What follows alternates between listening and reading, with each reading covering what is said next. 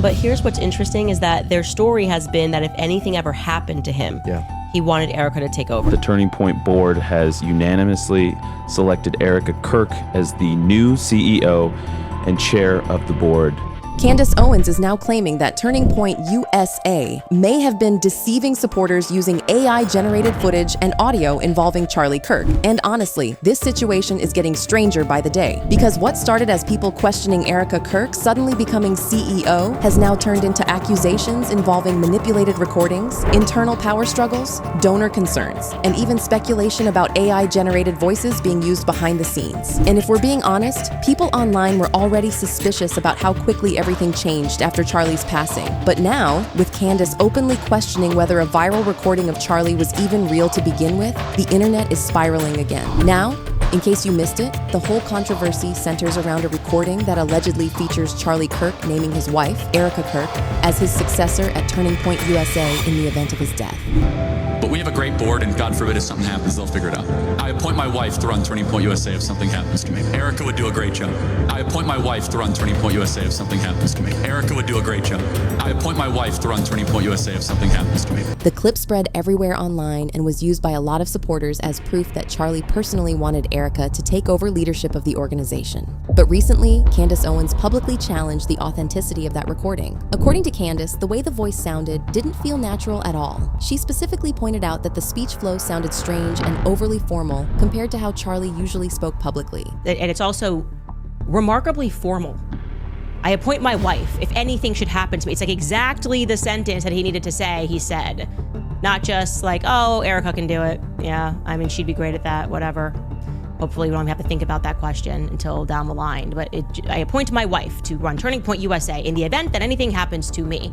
We would like a response on this. Are the donors lying? It's a possibility that for some reason the donors are conspiring to lie about this moment. A simple yes or no would do as a starting place. And honestly, that one comment reopened the entire debate all over again. Because now people aren't just arguing about whether Erika should be CEO anymore, they're questioning whether this succession narrative was manufactured in the first place. And once AI got brought into the conversation, things escalated fast. Because let's be real, we're living in a time now where AI voice technology is getting scary accurate. People online have already seen fake celebrity songs, fake interviews, fake speeches, and even fake FaceTime videos go viral before getting exposed later. But of course, not everybody agrees with Candace. Some people think Candace is simply bitter about how things ended between her and Turning Point USA. One comment said, "Candace is so angry that Charlie not only fired her, but chose to keep TPUSA in the family like many companies do." And honestly, that's one of the biggest arguments against Candace right now, because critics feel like she's taking every opportunity possible to attack Erika specifically.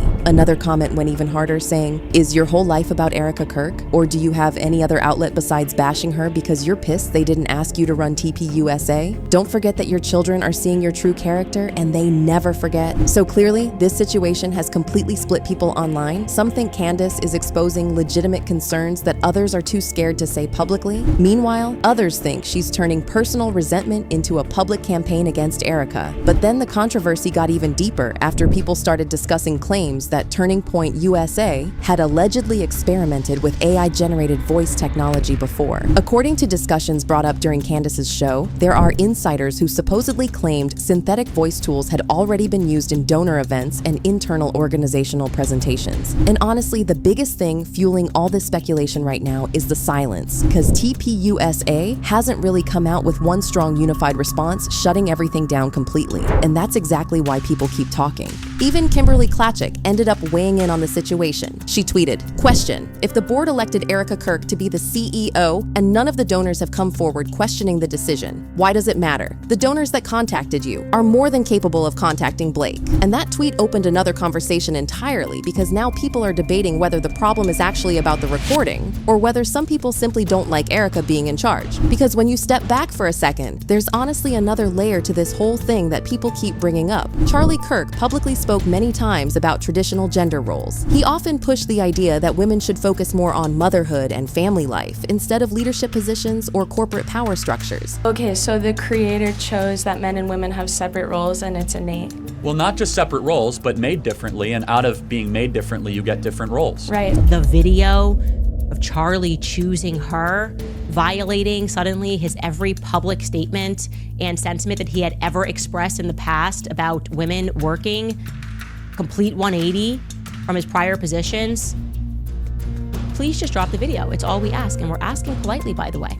So now people are sitting here wondering, if that was really Charlie's worldview, why would he suddenly want Erika running a massive political organization? And that question alone has made some people even more suspicious about the entire Succession story, especially because Erika becoming CEO reportedly happened uncontested. There weren't really public signs of internal resistance at first, which shocked some people considering how massive TPUSA has become politically over the years. But then rumors started spreading that Charlie's own sister may have wanted the role too, and that it allegedly created tension internally within the family. And honestly, another reason people keep questioning Erika's leadership is because there have reportedly been several firings within TPUSA since she took over. A lot of employees who had been publicly associated with the organization for years suddenly disappeared from the picture, and critics online immediately started asking questions about internal instability.